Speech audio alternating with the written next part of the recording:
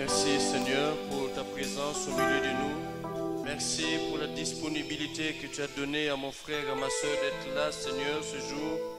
Merci au Dieu pour ce deuxième culte, Seigneur, que tu permets. Merci pour toutes ces personnes que tu as déplacées. Nous voulons nous recommander à toi, Seigneur, te confier ce moment où nous voulons écouter, Seigneur, ta voix, où nous voulons entendre ta parole. Seigneur, tu dis que tu as envoyé ta parole et ta parole est guérie. Seigneur, nous voulons, ô Dieu, nous instruire, Seigneur, de toi. Merci de parler à chacun. Merci d'édifier chacun. Merci de fortifier, de consoler chacun, Seigneur. Et que tout soit pour ta seule gloire. Nous nous abandonnons à toi, nous te laissons toute la place. Que le Saint-Esprit soit au contrôle de toutes choses. Merci, Père, au nom de Jésus-Christ. Amen.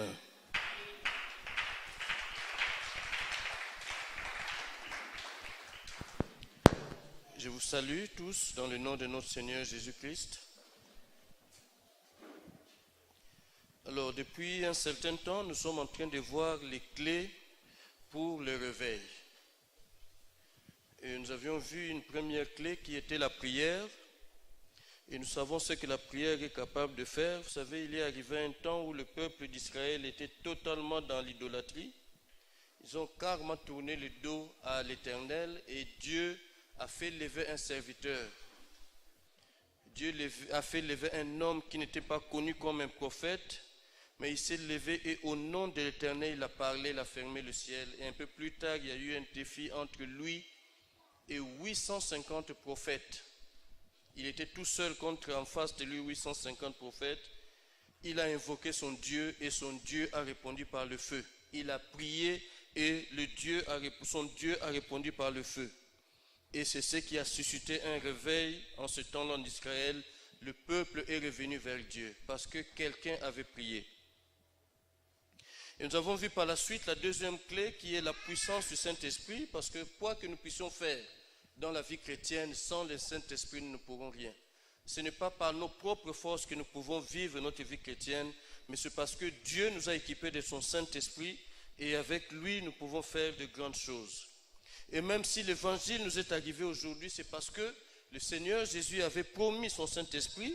Il a dit aux apôtres, ne vous éloignez pas, mais attendez que vous soyez remplis de cette puissance d'en haut, et alors vous serez mes témoins. C'est après être remplis du Saint-Esprit qu'ils pouvaient être des témoins de Christ. Et donc, cette promesse est accomplie. Dieu a envoyé le Saint-Esprit qui s'est répandu sur les apôtres, et nous voyons que quand ils ont été remplis du Saint-Esprit, baptisés du Saint-Esprit, ils n'étaient plus les mêmes personnes. Parce que quelqu'un comme Pierre qui pouvait trembler devant des femmes, ce jour-là, sous la puissance du Saint-Esprit, s'est levé devant une multitude. Rendez-vous compte, c'était une grande fête juive et les gens partaient de partout pour aller adorer à Jérusalem. Il y avait des gens qui étaient là de plusieurs nations, qui venaient de plusieurs destinations. Mais Pierre, parce qu'il a été visité par le Saint-Esprit ce jour-là, il s'est levé, il a parlé devant une multitude. Lui qui auparavant tremblait devant une femme. Ce jour-là, il a prêché et beaucoup, la Bible dit, 3000 personnes ont donné leur vie au Seigneur Jésus-Christ. Et nous le voyons même par la suite, avec cette puissance du Saint-Esprit qu'il y avait en lui. Un jour, il a été confronté face au Sanhédrin, les mêmes personnes qui avaient tué Jésus, mais il n'a pas eu peur, il n'a pas eu peur du tout.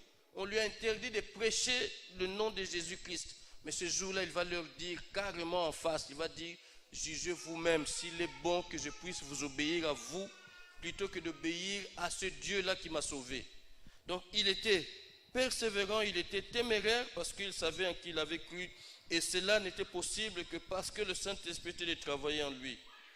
Et il est arrivé un moment où Dieu avait suscité une persécution sur l'Église et les gens se sont dispersés, les disciples se sont dispersés. Nous voyons que ceux qui sont restés à Jérusalem, ce sont seulement les apôtres. Tous les autres sont partis. C'est comme ça que Philippe va se retrouver à Samarie. Ce n'est pas volontairement qu'il s'y est rendu. Il fouillait la persécution. Et là où il est parti à Samarie, il a fait un très grand travail. Il a évangélisé toute la région. Et donc c'est ce qui va faire qu'avec cette persécution, il y a une ville qui s'appelle Antioche. Une ville qui est devenue un peu comme la capitale bis du christianisme. Les apôtres étaient à Jérusalem, mais il y avait une forte communauté juive dans cette ville d'Antioche qui est en Syrie. Et de là, il y a beaucoup de gens qui sont partis, beaucoup de missionnaires sont partis de cette église. Et cette église, la Bible nous la présente comme étant une église qui était sensible au mouvement du Saint-Esprit. C'est une église qui un jour a entendu nettement la voix du Saint-Esprit leur dire « Mettez-moi à part Paul et Barnabas ». Donc c'était une église qui était sensible au mouvement de l'Esprit. Et on nous dit dans cette église, il y avait des prophètes, il y avait des docteurs. Ça veut dire que les membres de cette église, les fidèles, ils étaient enseignés, parfaitement enseignés dans la voix de Dieu. Et c'était des gens qui étaient enracinés dans la parole de Dieu. Et bien plus, la Bible nous dit que cette église jeûnait. Et elle priait. Et le jour où le Saint-Esprit a parlé, ils n'ont pas hésité, ils ont laissé partir les missionnaires. Mais bien plus, derrière eux, ils étaient là en train de continuer de prier pour eux. 2 personnes sont parties sous l'inspiration du Saint-Esprit, Paul et Barnabas. Mais quand ils sont partis, derrière l'église d'Antioche était là en train de prier pour eux. Ils ont continué de prier pour eux et c'est ce qui a fait le succès de la mission de Paul et Barnabas. Ils ont évangélisé toute l'Asie mineure. Parce que derrière, il y avait une base arrière qui pouvait les soutenir dans la prière. Donc nous voyons que c'était une église qui intercédait. L'église d'Antioche, une bonne église d'intercession. Et les gens priaient dans cette église. Les gens priaient pour ceux qui partaient. Ils ne les abandonnaient pas leur triste sort. Ou ils ne les abandonnaient puis ne les laissaient pas partir comme ça. Mais ils étaient derrière en train de les soutenir par la prière. Et nous le voyons que plus tard, quand nos 2 missionnaires vont revenir, ils vont faire un compte rendu. Ils vont dire, Dieu a ouvert les portes de la foi aux nations. Si cela a pu se faire, c'est parce que derrière, il y avait une église qui les soutenait dans la prière. Il y avait une église qui intercédait pour eux. Et nous avons aussi vu qu'il y avait une femme qui est un bon modèle d'intercession, c'est Marie, la mère de Jésus. Elle se retrouve à une fête où Jésus aussi était invité, mais elle n'y est pas allée comme les autres invités. Elle était là, mais elle était sensible. Elle est restée attentive. Et c'est comme ça qu'elle va se rendre compte qu'il manquait le vin. Et quand elle s'est rendue compte que le vin manquait, qu'est-ce qu'elle a fait? Elle va le dire au Seigneur Jésus-Christ. C'est une prière. La prière, c'est parler à Dieu. Tu as vu quelque chose et tu fais parce qu'il y a un besoin qui est présent, tu le fais voir au Seigneur, c'est ça qu'on appelle intercéder, prier en faveur d'eux. Et c'est ce que Marie a fait. Personne ne lui a dit, personne n'est allé le voir, contrairement à ce que disent certaines dénominations. Personne n'est allé voir Marie pour lui dire, écoutez, il n'y a plus de vin, est-ce que tu peux plaider la cause auprès de ton fils? C'est elle-même qui a réalisé qu'il y a un besoin et elle est partie dire à son fils, elle est partie dire à Jésus-Christ, pour que le miracle se fasse. Donc, un bon modèle d'intercession, un bon modèle d'intercesseur que nous devions être, parce que je disais la dernière fois que tous nous sommes des intercesseurs. Je n'imagine pas une seule seconde qu'il y ait quelqu'un ici qui ne prie que pour lui-même. Je ne peux pas imaginer ça. Tu ne prends pas le temps de prier pour ta nation, tu ne prends pas le temps de prier pour ton pasteur, tu ne prends pas le temps de prier pour ta famille, ce n'est pas normal. Et je n'imagine même pas cela. Donc, même si vous ne le savez pas, je vous l'apprends, vous êtes des intercesseurs.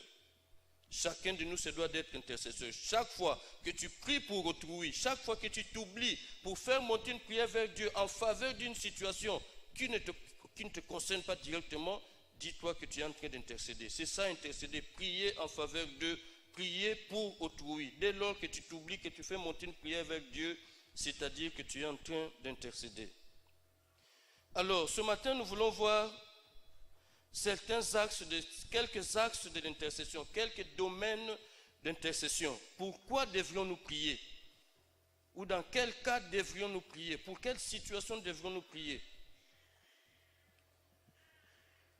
J'avais prévu quelques cas de figure, mais je me suis rendu compte au premier culte que j'ai pris beaucoup de temps sur la famille. Et comme je ne peux pas vous donner plus que je n'ai donné au premier culte, nous allons rester juste sur la famille. Et pour cela, nous allons nous appuyer sur quelques textes nous allons commencer par le premier qui est dans Genèse, le chapitre 18. Donc, Genèse, chapitre 18, nous allons lire le verset 23 jusqu'à 26 et nous prendrons aussi le verset 29. Et après quoi, nous allons avancer dans Genèse, au chapitre 25 cette fois-là, et nous prendrons le verset 21. Donc Genèse 25, 21. Et nous allons terminer par Job, le chapitre 1er. Et là-bas, nous lirons le verset 5. Donc le premier domaine d'intercession, ça devrait être la famille. Et nous allons nous appuyer sur Genèse 18, de 23 jusqu'à 26, et puis le verset 29. Ensuite, Genèse 25, verset 21. Et après quoi, nous terminons par Job 1, le verset 5. Donc l'histoire de Genèse, nous allons la lire. Abraham s'approcha et dit, « Feras-tu aussi périr le juste avec le méchant? Peut-être y a-t-il 50 justes au milieu de la ville. Les feras-tu périr aussi? Et ne pardonneras-tu pas à la ville à cause des 50 justes qui sont au milieu d'elle? Faire mourir le juste avec le méchant, en sorte qu'il en soit du juste comme du méchant. Loin de toi cette manière d'agir. Loin de toi. Celui qui juge toute la terre n'exercera-t-il pas la justice? Et l'Éternel dit, si je trouve dans Sodome 50 justes au milieu de la ville, je pardonnerai à toute la ville à cause de ces 50. Et nous prenons le verset 29. Abraham continua de lui parler et dit, peut-être s'y trouvera-t-il 40 justes? Et l'Éternel dit, je ne ferai rien à cause de ces 40. On va prendre aussi Genèse 25. On lit tous les textes une fois pour toutes. Isaac implora l'Éternel pour sa femme car elle était stérile et l'Éternel l'exauça. Rebecca, sa femme, devint enceinte. Et Job, pour terminer. Et quand le jour des festins était passé, Job appelait et sanctifiait ses fils, puis il se levait de bon matin et offrait pour chacun d'eux un holocauste. Car Job disait, peut-être mes fils ont-ils péché et ont-ils offensé Dieu dans leur cœur? C'est ainsi que Job avait coutume d'agir. Amen. Alors, l'histoire d'Abraham, c'est une histoire que nous connaissons, j'en suis sûr. Qu'est-ce qui se passe? Qu'un jour, après toutes les promesses que Dieu lui avait faites, Dieu va le visiter alors qu'il est près d'avoir 100 ans. Dieu va le visiter, lui et sa femme. Et Abraham, la Bible dit qu'il a vu 3 personnes venues vers lui. Je voudrais te dire, quand les anges vont te visiter, ce n'est pas ce que tu crois, un ange qui viendra avec des ailes. Non, non, non, non, ce sera une personne. Et c'est ce qui s'est passé pour Abraham. Donc, il a vu 3 personnes venues vers lui et il a compris que c'était Dieu qui venait le visiter. Et donc, il a demandé à sa femme d'apprêter et ces personnes ont mangé. Alors, Abraham va les raccompagner. Et pendant qu'ils étaient en train de parler, Dieu va dire, mais cacherai-je à Abraham ce que je vais faire? Abraham deviendra certainement une multitude de nations. Et c'est comme ça que Dieu va dire à Abraham, le cri contre Sodome et Gomorrhe s'est accru. Alors je vais descendre pour voir ce qu'il en est. S'il en est ainsi, je le saurai. C'est tout ce que Dieu a dit à Abraham. Mais bien aimé, de prime abord, on n'a pas l'impression qu'il y a forcément une sanction, ou peut-être qu'il y a une sanction, mais on n'imagine pas que la sanction, elle est extrême. Parce qu'effectivement, la sanction, elle est extrême aux yeux de Dieu. Il allait détruire toute la ville. C'était ça la résolution de Dieu. Mais quand nous lisons ce texte, vous pouvez remonter les versets qui viennent avant, vous allez voir nulle part où Dieu dit qu'il va détruire la ville. Il ne l'a pas dit. Mais Abraham, il comprend que la décision de Dieu est arrêtée. Dieu a dit que je vais descendre pour voir, parce que le péché est tellement devenu grand, je vais descendre pour voir. Et Dieu ne dit pas ce qu'il va faire. Mais Abraham, il comprend ce que Dieu va faire. Et dès lors qu'il a compris que la décision de Dieu, elle était arrêtée, qu'est-ce qu'il va faire? Il va faire monter une prière vers Dieu. Et c'est là que commence cette intercession en faveur de Sodome. En fait, il n'intercède même pas pour la ville, non. Il intercède pour les justes qui sont dans la ville. Parce que voyez-vous, Abraham avait un gros problème. C'est que dans cette ville, il vivait son neveu Lot. Donc, il avait de la famille dans cette ville. Et c'est la raison pour laquelle il prend la résolution d'intercéder, de parler à Dieu par rapport aux justes qui sont dans cette ville. Il y avait déjà parmi ces justes, il y avait son neveu. C'est quelqu'un qu'il a élevé, c'était l'enfant de son frère. Et c'est lui qui l'a élevé. Ils ont toujours été ensemble et jusqu'au jour où il y a eu un couac. Ils étaient tous les deux riches, c'était des bergers.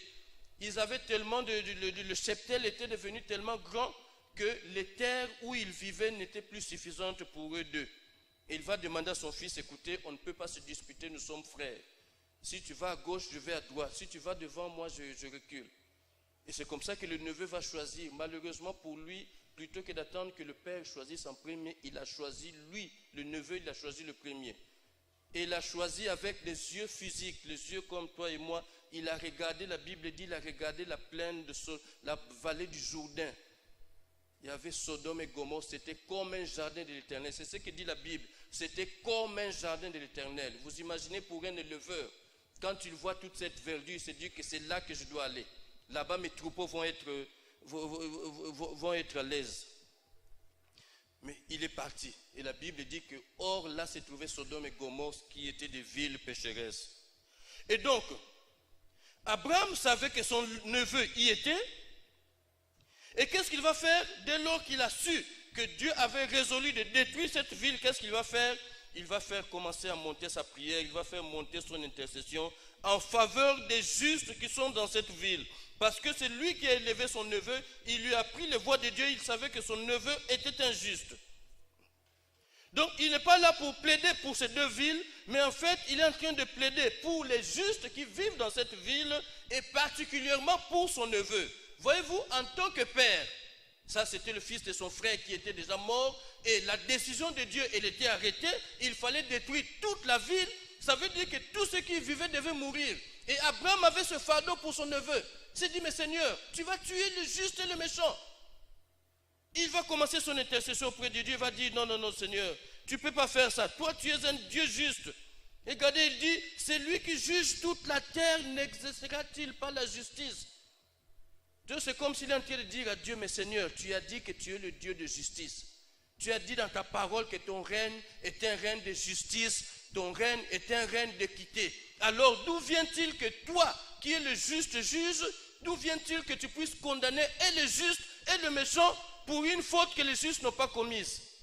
Ce sont les méchants qui ont péché. Seigneur, tu as dit dans ta parole, l'âme qui pêche, c'est l'âme qui mourra. Alors d'où vient-il que maintenant tu puisses tuer des justes? Donc voyez-vous, Abraham avait à cœur le sort de son neveu. Bien aimé, toute proportion gardée, nous devrions aussi être comme cela. La mort dont il est question pour l'autre, c'était une mort physique. Dieu allait détruire la ville, ça veut dire tous ceux qui y vivaient allaient mourir. Mais pour nous, c'est peut-être une mort qui est spirituelle. Nous sommes en train de vivre dans nos familles avec des gens qui ne connaissent pas Dieu. Ça, c'est une mort spirituelle. Et elle n'est non moins dangereuse que la mort physique. Et ces personnes aussi ont besoin de connaître Dieu. Alors, qu'est-ce qu'Abraham a fait? Il a fait monter des prières vers Dieu. Et normalement, nous aussi, c'est ce que nous devrions faire. Donc, s'il y a un domaine sur l'intercession, le premier domaine, nous devrions commencer par notre famille. Jésus-Christ, quand il dit que vous recevrez une puissance, le Saint-Esprit survenant sur vous, il dit, alors vous serez mes témoins. Mais les témoins, ils vont être des témoins où? Ils commencent par Jérusalem. D'abord à Jérusalem. Ça veut dire ta famille, ta maison, ton environnement immédiat. Et nos sujets de prière devraient monter d'abord pour nos familles. Si nous les aimons vraiment, si nous sommes sauvés, qui ne voudrait pas voir l'enlèvement, voir sa famille participer à l'enlèvement? Qui ne voudrait pas cela? Et c'est dans ce sens que nous devons travailler. Donc, s'il y a un domaine où nous devons nous appliquer dans l'intercession, c'est d'abord en faveur de nos familles. Je disais tout à l'heure que quand la bombe tombe quelque part, il ne choisit pas. Et les bons et les méchants, ils s'en vont comme ça. Quand un avion va se cracher quelque part, même s'il y a des pasteurs dedans, même s'il y a des justes, quand l'avion s'écrase, c'est tout le monde qui est parti. Et c'est ce qui a failli se passer à Sodome. Et c'est la raison pour laquelle Abraham va prendre Dieu à témoin. Il va dire, mais il va le prendre au mot, je voulais dire. Il va dire, mais tu es celui qui juge toute la terre. Tu es celui qui exerce la justice. Mais comment se fait-il que tu vas faire périr les justes alors que ce sont les méchants qui ont péché? Il lui dit, Seigneur, tu es un Dieu de justice. Et ça ressemble un peu à une intercession que Moïse avait faite pour le peuple d'Israël au retour des espions. Dieu a pris la résolution parce que le témoignage des 10 espions était mauvais. Il n'y avait que 2 qui ont fait un bon témoignage. Alors qu'est-ce qui va se passer? La population a voulu lapider Moïse et Caleb et Josué. Et Dieu, à ce moment-là, va prendre la décision d'exterminer tout le peuple. Mais il dit à Moïse, mais toi, je te préserverai. À partir de toi, tu deviendras une grande nation. Moïse aurait pu se dire, mais de toute façon, ces gens-là, ils m'ont tellement merdé. Depuis qu'on est sorti d'Égypte, que de problèmes. L'autre fois, moi-même, ils ont failli me lapider. Ils avaient tellement soif qu'ils ont failli me lapider. Ils ont dit, mais attendez, tu nous as menés ici pourquoi? Est-ce qu'en Égypte, il n'y avait pas de tombe? Tu nous as menés ici où il fait chaud, il n'y a pas de rivière, on ne peut même pas boire de l'eau.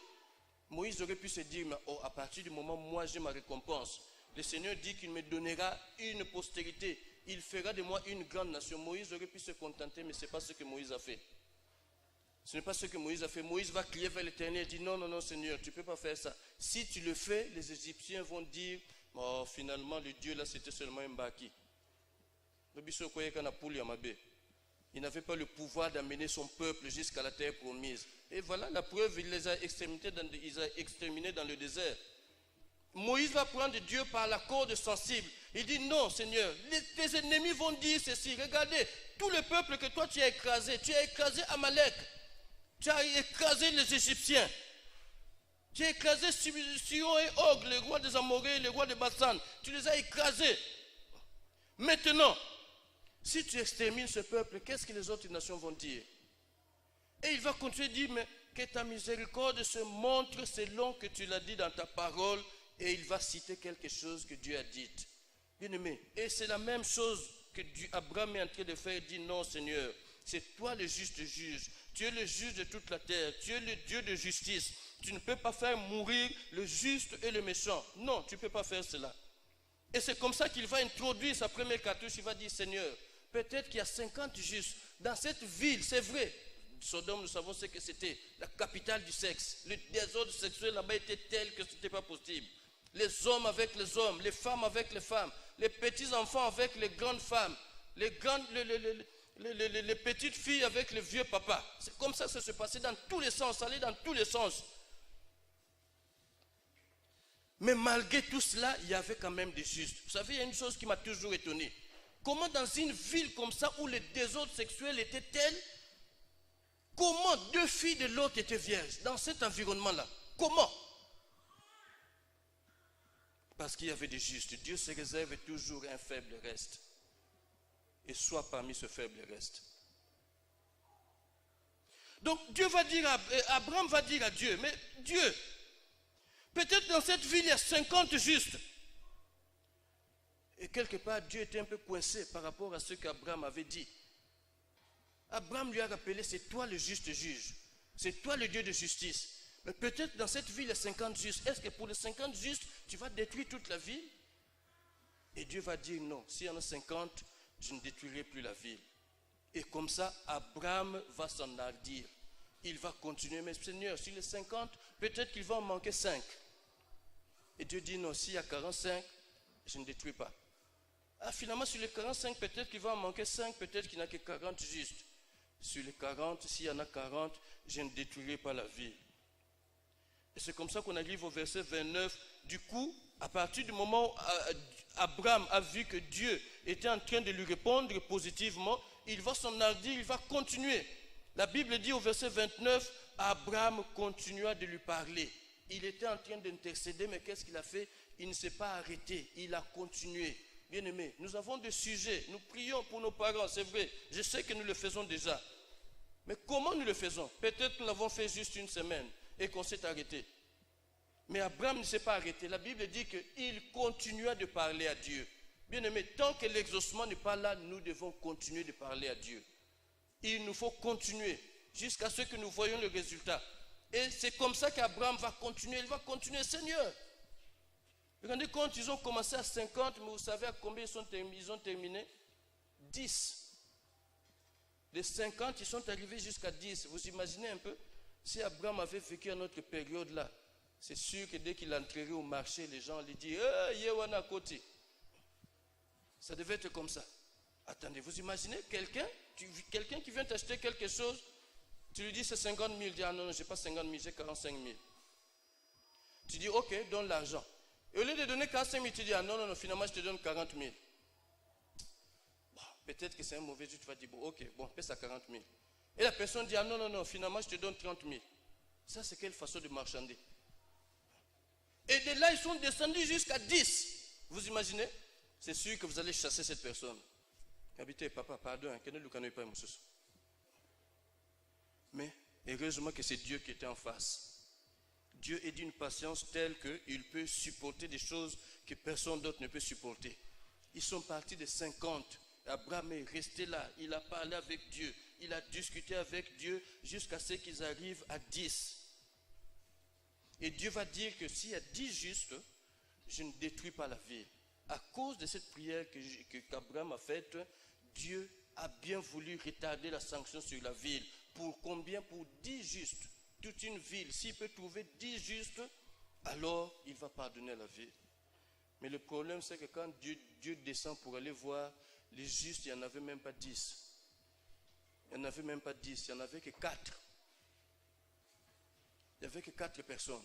Alors Dieu, comme Abraham le lui a rappelé, il ne pouvait pas détruire toute la ville à cause de ces 4. Mais comme la sanction, le péché était devenu tellement grand, qu'est-ce que Dieu va faire? Il va faire sortir les 4 justes.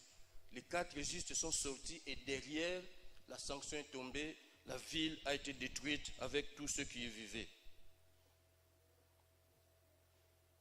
Donc, nous comprenons bien aimés dans le Seigneur que notre Dieu, c'est un Dieu qui écoute les prières.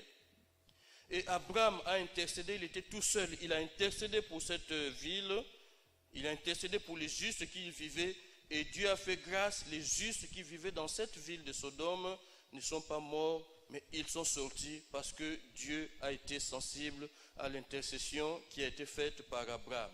Alors, le Dieu qu'Abraham invoquait, c'est le même Dieu que toi et moi nous invoquons.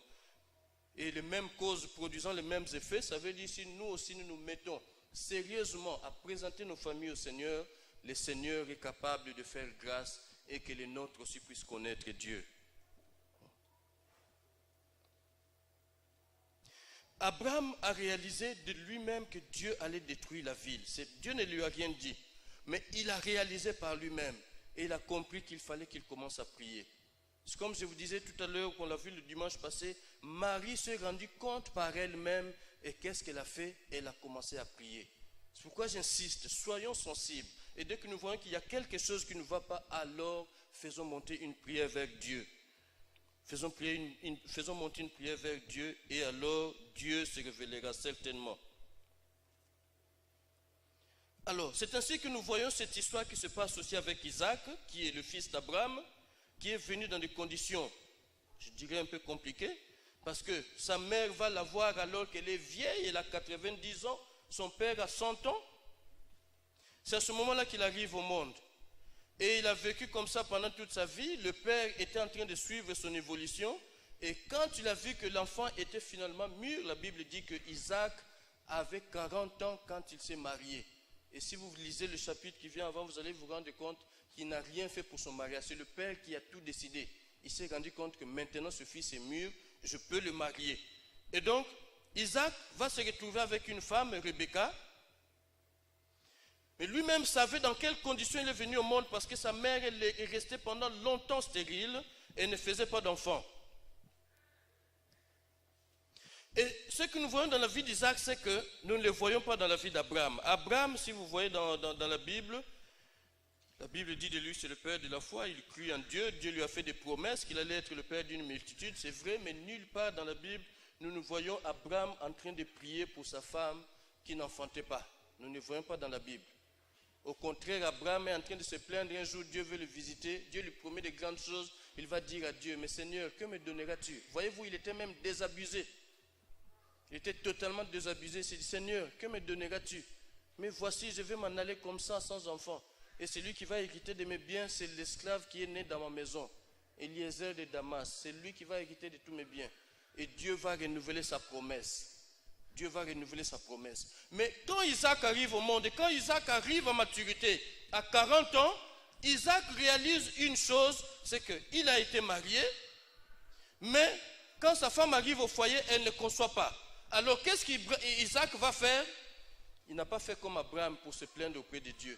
Non. La Bible dit que Isaac implora l'Éternel. Isaac a constaté qu'il y avait un problème dans sa maison. Et qu'est-ce qu'il va faire?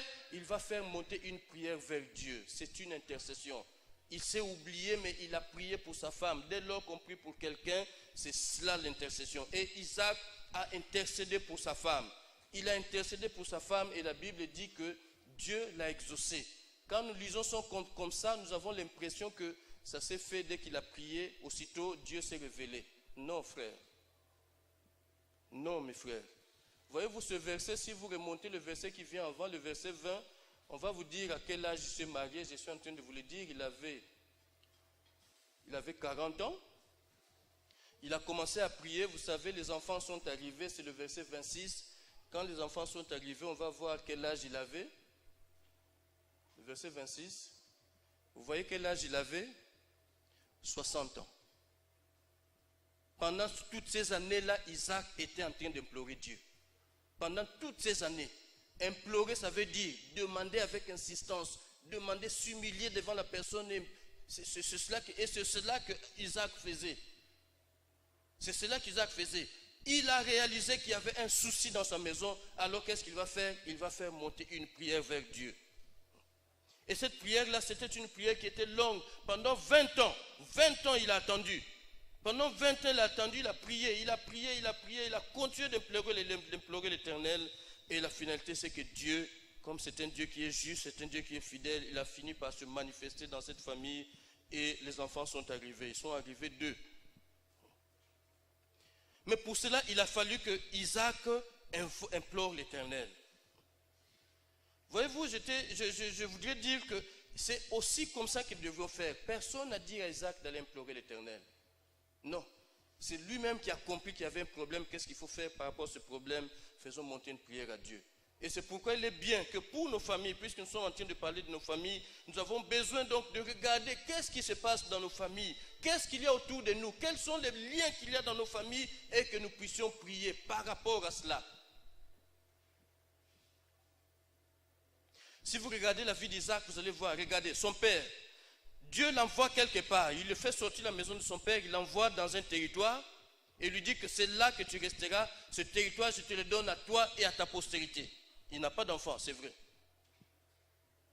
Et la première difficulté qui arrive, qu'est-ce qu'il va faire? Il va quitter le territoire où Dieu l'a placé, il va en Égypte. La Bible dit il descend en Égypte. Et il arrive en Égypte, qu'est-ce qu'il va faire? Il dit à sa femme, non, ne dis pas que tu es ma femme, dis que tu es ma soeur. Vous savez ce qui s'est passé par l'après. Et plus tard, Isaac va être dans les mêmes conditions que son père. Une grande famine, comme celle qu'il avait eu du temps de son père. Qu'est-ce qu'il a eu comme réflexe? D'aller en Égypte, exactement comme son père. Il y a certaines choses que nous traînons dans nos familles, que nous héritons de nos pères. Et c'est ce qui s'est passé dans la vie d'Isaac. Il a voulu aller en Égypte exactement comme avait fait son père. Heureusement pour lui, Dieu va le rattraper. Dieu va lui dire, ne descends pas en Égypte. Regardez, chaque mois son importance. Dieu dit, ne descends pas en Égypte. Dieu ne va pas lui dire, ne va pas en Égypte. Non, il dit, ne descends pas en Égypte. Parce que pour son père, la Bible dit, Abraham descendit en Égypte. Et quand ce temps d'Isaac, Dieu lui dit, ne descends pas en Égypte. Finalement, il va aller un peu plus loin, toujours dans le territoire que Dieu avait promis. Et il va aller, avant d'entrer dans une ville, il va dire à sa femme, ne dis pas que tu es ma femme. Dis que tu es ma soeur. Exactement comme son père. Les mêmes tares que produisait son père, ce sont les mêmes tares qui se répercutaient en lui. Sa mère a eu du mal à l'avoir, lui. Et lui, quand tu se maries, il a du mal, lui aussi, à avoir une progéniture. Et on peut même continuer. Parce qu'on est en train de parler d'Isaac. Vous voyez, ça continue même. Il va avoir comme enfant Ésaü et Jacob. Et Jacob, c'était l'enfant de la promesse. Jacob, lui aussi, va se marier. Il a aimé une femme, mais le jour du mariage, on l'a dribblé, on lui a donné la grande sœur. Et finalement, après 7 ans, on lui donne celle qu'il aimait. Et celle qu'il aimait, quand il arrive au foyer, elle aussi, elle non plus ne fait pas d'enfant. C'était la femme de son cœur. Léa, c'est une femme qu'on lui a collée comme ça. Mais la femme qu'il aimait, c'était Léa. Et Léa arrive au foyer et ne fait pas d'enfant. Exactement comme sa mère, Rebecca, quand elle arrivait au foyer, elle n'en faisait pas. Exactement comme sa grand-mère, Sarah, quand elle était au foyer, elle ne faisait pas d'enfant. Voyez-vous, ce sont les mêmes tas qui se répercutent. Et nous avons besoin, nous aussi, de faire un examen. Bien aimé, n'attendons pas qu'on vienne nous le dire. Il faudrait que nous regardions dans nos familles parce qu'il y a des choses comme ça qui nous suivent, ce n'est pas possible. Une fois, je disais à Dieu, mais Seigneur, comment ça se fait que le plus grand soulard de chez nous, là-bas, ça soit mon père? Comment? Et avant lui, mon grand-père, c'était aussi le plus grand soulard de ce côté-là. Et comme par hasard, mon frère aîné, un grand soulard. Et ma soeur qui vient en deuxième position, elle boit beaucoup aussi. Je dis, mais non, ça devient trop. Heureusement, Dieu a fait grâce pour moi. Heureusement. Sinon, je ne serais pas là devant vous. Voyez-vous, il y a certaines choses qui se passent dans nos familles, il faudrait que nous ayons l'œil pour voir cela. Et c'est quel œil? C'est l'œil spirituel.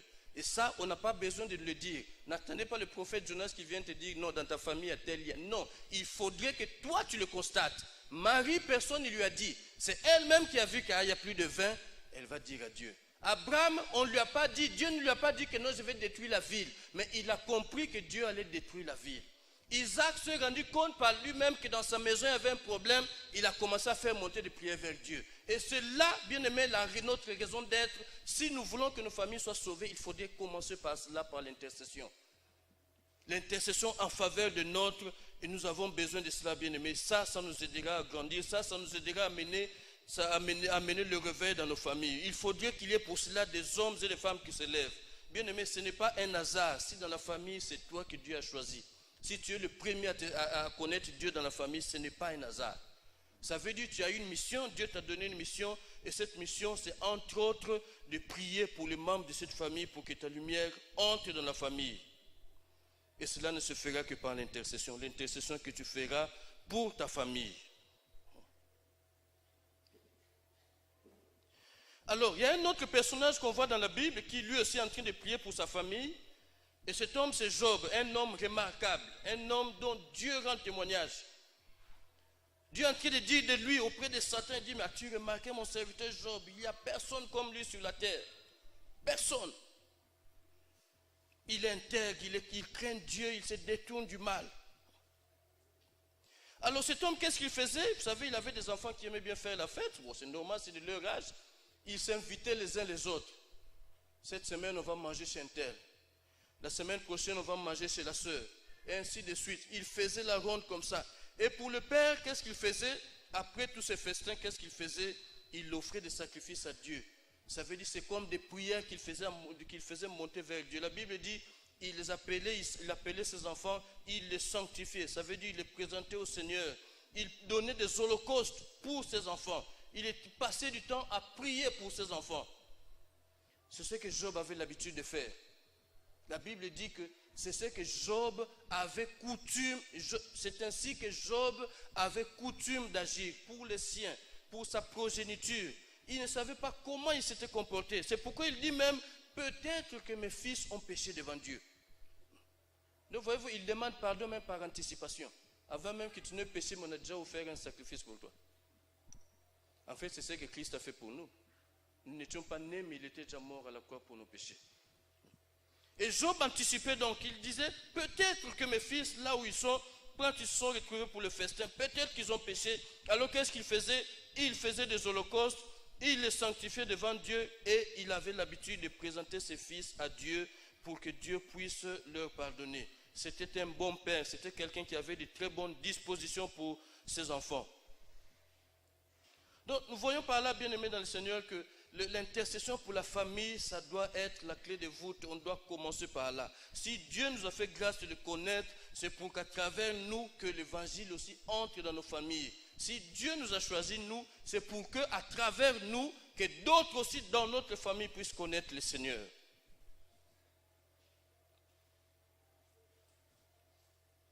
Je voudrais terminer par ce passage de Jean le chapitre 17.